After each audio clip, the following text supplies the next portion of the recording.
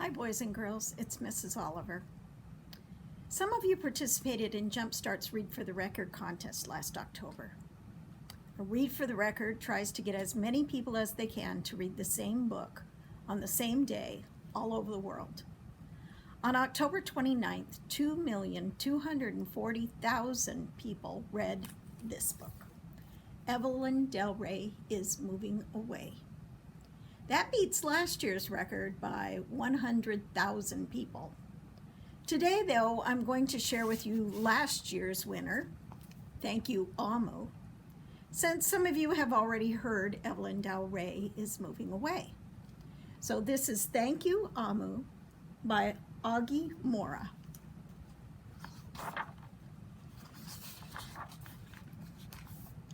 On the corner of First Street and Long Street, on the very top floor, Amu was cooking a thick red stew in a big fat pot for a nice evening meal. She seasoned and stirred it and took a small taste. "What a delicious stew," Amu said. "Tonight's dinner will surely be the best I ever had." With that, Amu put down her spoon and went to read a book before supper. As the thick red stew simmered on the stove, its scrumptious scent wafted out the window and out the door, down the hall, toward the street, and around the block, until, knock, someone was at the door. When Amu opened it, she saw a little boy. "Little boy," Amu exclaimed, "what brings you to my home?" "I was playing with my race car down the hall when I smelled the most delicious smell," the little boy replied. "What is it?" "Thick red stew." Stew," he sighed. "That sure sounds yummy." Amu thought for a moment. She was saving her stew for dinner, but she had made quite a bit. It would not hurt to share. "Would you like some?" The little boy nodded. And so Amu spooned out some thick red stew from the big fat pot for her nice evening meal. "Thank you, Amu," the little boy said, and went on his way. With that, Amu closed the door and went back to her book. As she read, her thick red stew's scrumptious scent wafted out the window and out the door, down the hall, toward the street, and around the block, until, knock, knock, someone was at the door. When Amu opened the door, this time she saw a police officer. "Miss Police Officer," Amu exclaimed, "what brings you to my home?" "I was on duty down the street when I smelled the most delicious smell," Miss Police Officer replied. "What is it?" "Thick red stew." "Ah, stew," she said, and her mouth watered. "That sounds mighty tasty."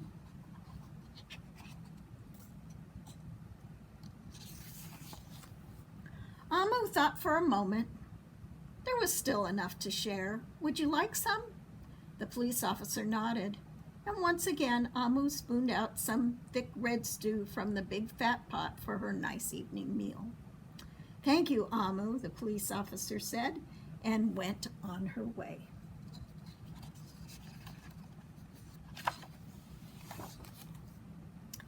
And so for a second time, Amu closed the door and went back to her book.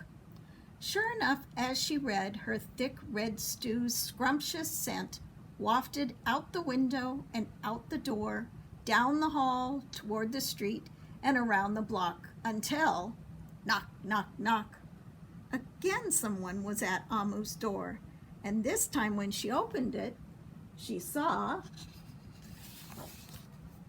a hot dog vendor. "Mr. Hot Dog Vendor," Amu exclaimed, "what brings you to my home?" "I was selling my hot dogs down the block when I smelled the most delicious smell," Mr. Hot Dog Vendor replied. "What is it?" "Thick red stew." "Oh, stew," The vendor licked his lips. That sounds quite delectable. So Amu spooned out some thick red stew from her big fat pot for her nice evening meal. Thank you, Amu, the hot dog vendor said, and went on his way. Throughout the day, people from all across the neighborhood knocked on Amu's door.